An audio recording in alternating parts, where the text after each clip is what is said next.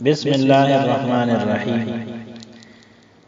په نننی درس کې به موږ دا خبره کوو چې علم الصرف چې تقریبا دا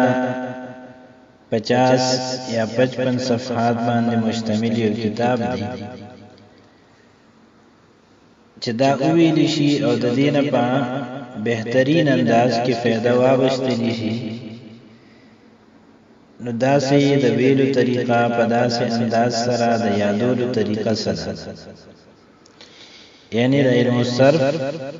په بهترین انداز کې د یادولو طریقه او په فهم کې د راوستلو طریقه او په عربي ژبه کې یعنی په قران پاک کې او په احادیثو کې په بهترین انداز کې د دې د اطلاق او د دې د استعمال طریقه سره چې دا وسنګ موږ په کار راوړو د دې نه موږ څنګه फायदा د ټولو ناول خبره خدا ده چې علم الصرف شروع کی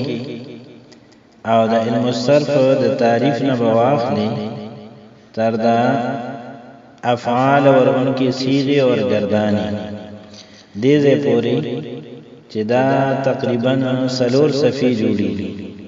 دا به بالکل مکمل یاد کی زبانی به یاد کی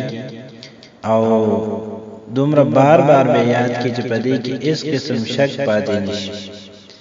اس قسم اٹکن پدې کې ناراضي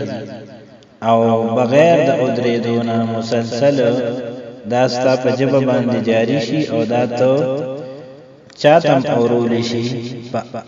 کم محفل کې په کم ځای کې چې ته ادریږي یا درس ته کینی